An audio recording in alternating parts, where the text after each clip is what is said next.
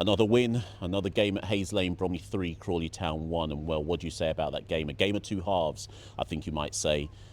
If I was a Crawley fan, I'd be a bit disappointed, a bit upset that Crawley went in 1-1 at half time. That's not to say that Bromley didn't earn the equaliser on just before the half-time whistle. Omar Shomi bundling in Mitch Pinnock's corner. But I thought Crawley were the better team in the first half. If we're calling it on boxing points, I thought Crawley won the first half 10-9.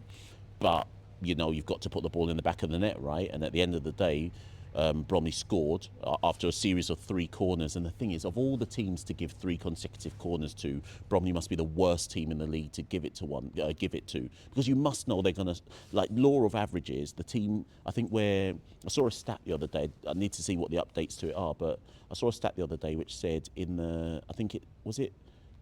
all of 2025, only one team has scored more set-piece goals than Bromley across the football pyramid, and it's Coventry, and Bromley are second, right? So you give 3 corners away to Bromley, you're going to get punished, right? So that's a critique of Crawley. But up until that moment, I actually thought they were popping it. I thought they were moving us out of possession. The style that Scott Lindsay has insisted on, that got Crawley so much success the first time round under Scott Lindsay when they got promoted from League 2, you can totally see that he's trying it again, right? Whether he's got the personnel for it to work, I think they probably need a few more bodies through the door. I think they need a few extra pieces through the door of higher quality. You can't get out that way, guys. You've got to go. You can try, but I think you've got to go around the long way to get out. But try it. I'm being serious. Keep that in. So yeah, I think Crawley might need a few extra pieces. I don't want to see if these guys get through. Well done.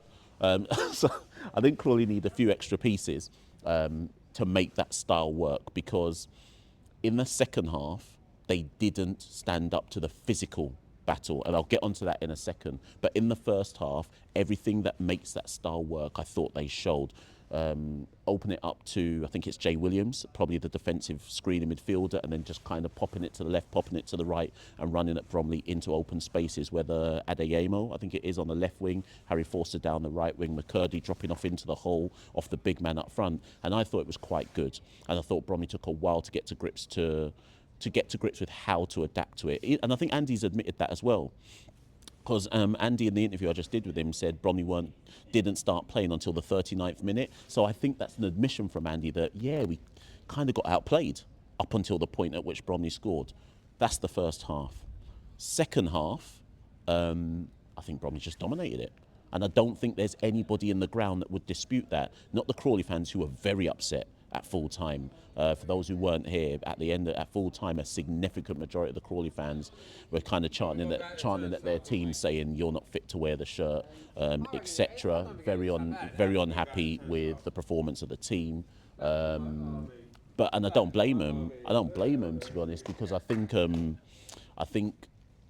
in this league, irrespective of the style that you play, and irrespective of the what you commit to as a team. So Bromley have their style, right? And lots of teams in League 2 find that hard to adapt to. Crawley have their style, but you have to be able to mix it up. Bromley can play good football when but notice with Bromley, when we play good football, we pick the right moments to play good football. I'm not sure about this dogma of saying this is my style and this is how we're always going to play. When Bromley were beating Crawley up in the second half, they had to adapt to it, and they didn't. And they just... It sounds so reductive to say it, but that's what I witnessed. They got bullied off the pitch. They didn't win first contacts, didn't win second contacts. I think I put on Twitter that they shriveled like a salted snail. That was the only way I could describe it. They might as well have not been on the pitch. And by the time they suddenly started playing again, when what's his name, Rolls, I think, had a chance, and Harry Forster has one back across the goal near the end, it was already game over by that point. As Andy loves to say, it's easy to play when you're 2 goals down.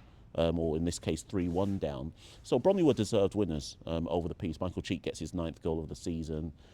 Idris got a deflected goal. Even before Cheek got his 9th, he'd missed 2 golden opportunities before that. Omar has a header right at the end, could have even been 4-1. So there's no doubting that Bromley were the deserved winners on the night.